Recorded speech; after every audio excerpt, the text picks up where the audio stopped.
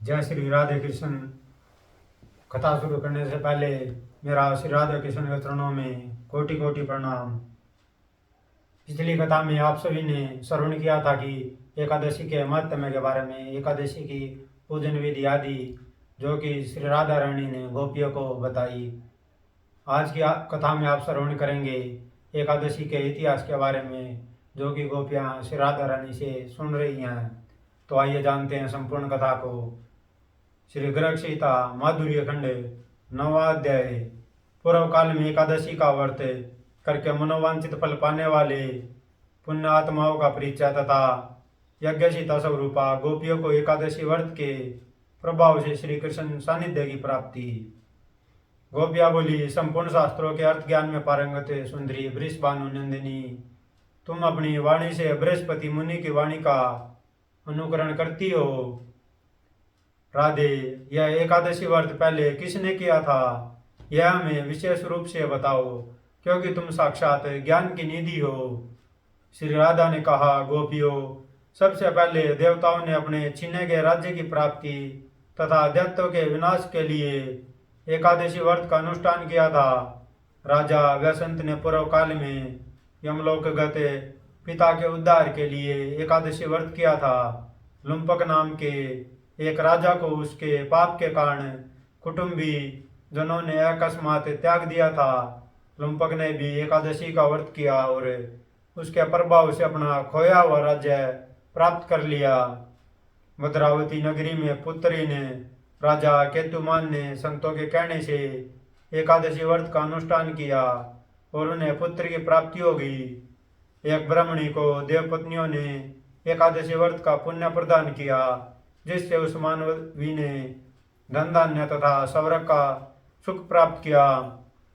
पुष्पदंती और माल्यावान दोनों इंद्र के हिसाब से पिशाच भाव को प्राप्त हो गए थे।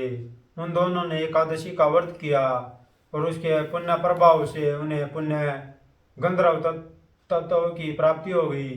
पूर्व काल में श्री रामचंद्र जी ने समुद्र पर सेतु बांधने तथा रावण का वध करने के लिए एकादशी का व्रत किया था। प्रलय काल के अंत में उत्पन्न हुए आंवले के वृक्ष के नीचे प्रलय के बैठकर देवताओं ने सबके कल्याण के लिए एकादशी का व्रत किया था। पिता की आज्ञा से मेधावी ने एकादशी का व्रत किया, जिससे वे अप्सरा के साथ संपर्क के दोष से मुक्त हो निर्मल तेज से संपन्न हो गए।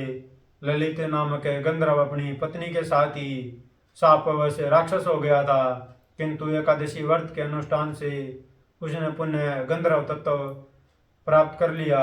एकादशी का व्रत से ही राजा मानदाता सगर कुकुत्स और महामती मुचुकंद पुण्यलोक को प्राप्त हुए।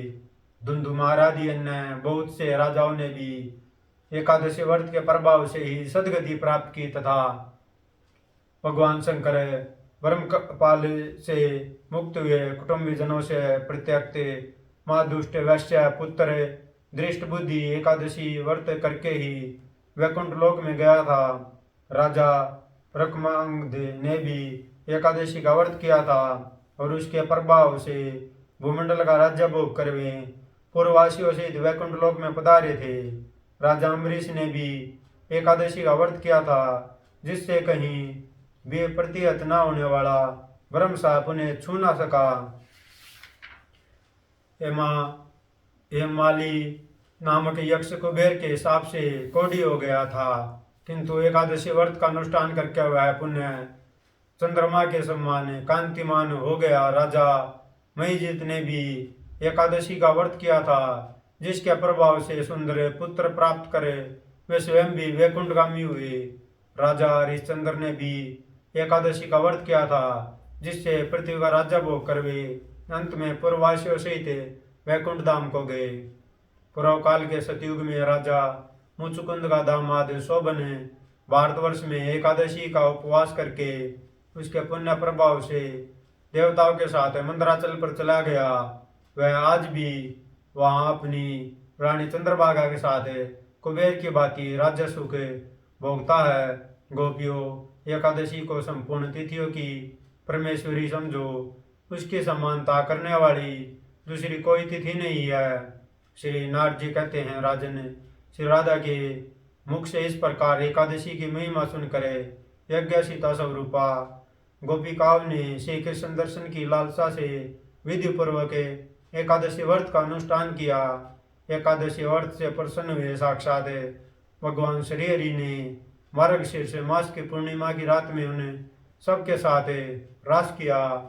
इस प्रकार श्री गर्ग सीता में माधुर्य खंड के अंतर्गत नारद बहुलाश्रव संवाद में यज्ञ सीता उपाख्यान के प्रसंग में एकादशी का महात्म्य नामक 9वां अध्याय पूरा हुआ। जय श्री राधे कृष्ण। एकादशी की संपूर्ण विधि महात्म्य आदि की जानकारी आपको इससे पहली वीडियो में मिल जाएगी, उस वीडियो को अवश्य देखिएगा।